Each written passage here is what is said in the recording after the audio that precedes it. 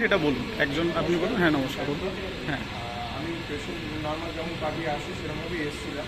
তো উঠে দিকে চিল্লামিল্লি হচ্ছে, তো চিল্লামিল্লি থেকে দেখতে গেলাম তো স্যার কোন পেশেন্ট দেখছিল, একটা বাচ্চাকে দাও। একটা বাচ্চা দেখছিল। সেই মুহূর্তে আমরা কিছু দেখতে পাইনি, বাট ওপরে অনেক লোক মানে অনেক ইয়ে ছিল, পেশেন্ট ছিল।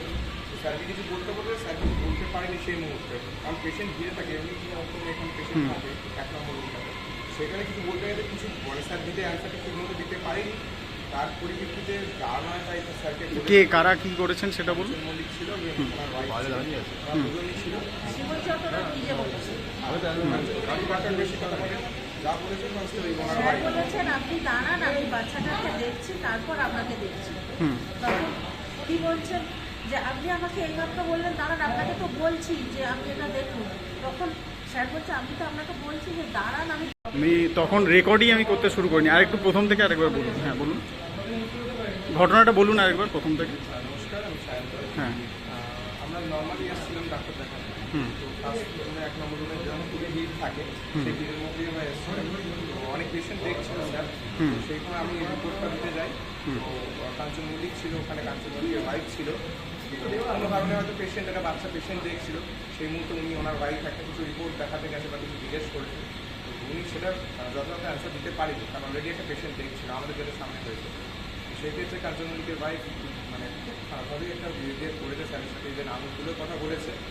আর সাথে বলেছে যে আপনার রেজিস্ট্রেশন নাম্বার বা আপনার পুরো নাম পুরোটা মানে উনি কাইন্ড অফ মানে দেখে নেবে এরকম একটা ব্যাপার উনি একটা করছিল।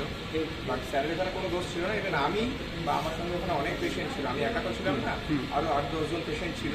তো সমস্তটা সবাই দেখেছে যে একজন কেউ রেকর্ডিং করতে চেয়েছিল, রেকর্ডিং করতে দেওয়া হয়নি। উনি কিছু রেকর্ডিং করতে চেয়েছিল, সেটা বলতে পারবো না উনি কী কারণে রেকর্ডিং করতে চেয়েছিল, বাট ওখানে স্যারের কোনো দোষ ছিল না। আর এখানে আমি 4 বছর ধরে আসছি, পোলাইট ব্যবহার স্যারের দুজন স্যারের আমি যে দুজন স্যারের আন্ডারে আছি, পোলাইট ব্যবহার নেই কোনো একটা। তো আমার মনে হয় না এখানে স্যারের কোনো দোষ ছিল। আপনি বলুন কি দেখেছেন। আপনি দেখেছিলেন? আমি এই স্যারের বিরুদ্ধে কমপ্লেন জানাবো। এইভাবে কেন আমাদের সাথে नहीं, बात वो था एक लड़का वहाँ पे खड़ी था, वो अपना फेसबुक ऐसे कैसे जो नहीं रहता, लाइन नहीं आता तो भागता है, वो ऐसे ही देख रहा था। वो आई लेडीज बोल रही है उसको कि देखो तो वो वीडियो तो नहीं बना रही है, बल्कि हम भी देखे, वो फेसबुक देख रहा। तो उतने में वो जाके सर के ऊपर एक पेशेंट था, पूरा दवाई कैसे खाना नहीं, वो बोले कि सर की ऐसा ऐसा दवा खाना है। वो उतने में लड़की माने वो सर बोले रुक जाओ हम देखते हैं। वो अपने पर ले लिया कि हमको क्यों बोला रुकने के लिए, पेशेंट नहीं, लेकिन सर का गलत नहीं था। सर का गलत हमको बताते हैं, सर का इसमें कोई गलत नहीं था। वो लड़की बहुत तरह का बात मैंने ऐसा सा बात बोली, वीडियो बनाने लगी। फिर एक दीदी थी, दीदी रिपोर्ट मैंने उसको रोकी कि वीडियो मत बनाओ हम देखते हैं।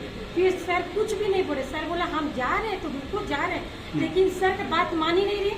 आप अपना नंबर दीजिए, अपना नाम बताइए, हम बोलेंगे, जाके कंप्लेन करेंगे, आपका नौकरी खा जाएंगे। सर में ऐसा कोई गलत नहीं था, जो गलत थी वो लड़की थी, सर का कोई गलत नहीं था। हम लोग इतना दिन से तो आना जाना कर रहे हैं, कभी ऐसा नहीं, आज तक कोई बीमारी का सर को बताते हैं, लेकिन गलती उसका था तो उसको सजा दिया जाए, सर को सजा नहीं दिया जाए, क्योंकि सर का गलत नहीं है, सर उसका गलत है, उसको सजा दिया जाए।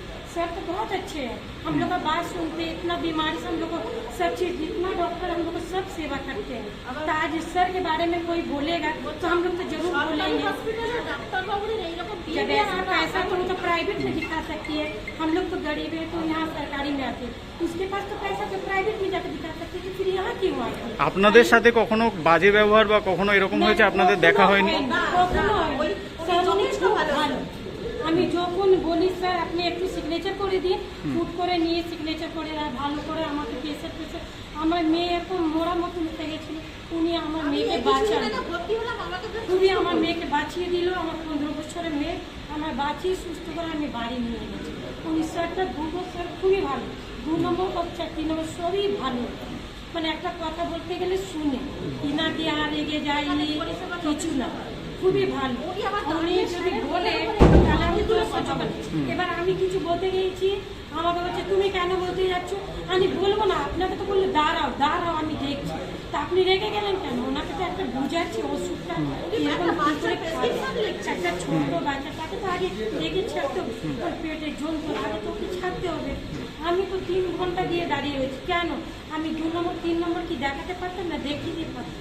ইনি স্যার কাছে আমার 10 বছর থেকে এলাই চলছে, মানে ভালো বলে তো আমি আসি, আমি অনেক দূর থেকে আসছি বলে ভালো বলে তো আমি আসছি, মানে কি আমি এখানে আসতাম না। আর স্যারকে যা দোষ ছিল, স্যার দোষ নেই, ওর মেয়ে দোষ ছিল। তো একটা ছোট জামা পরে আসবে আর লাস্টে এসে ঢুকে যাবে, বলবে স্যার মাইন্ড খারাপ, ওর তো নিজে মাইন্ডগুলো খারাপ, ও তো নিজে মাইন্ডগুলো খারাপ, মেন্টাল হবে, সেই জন্য স্যারকে এত কথা বলে। আমরা তো আজ পর্যন্ত একটা কথা বলতে যাই না, উনি স্যার ভালো বলে আমি কেন বলতে যাব? উনি তো খুবই মাইন্ড ওর খারাপ বলে তো এত কথা শুনে না। আমাকে যদি ঢুকে দিত না, আমি ছুটি হলে দৌড়কে বাইরে করে দিতাম।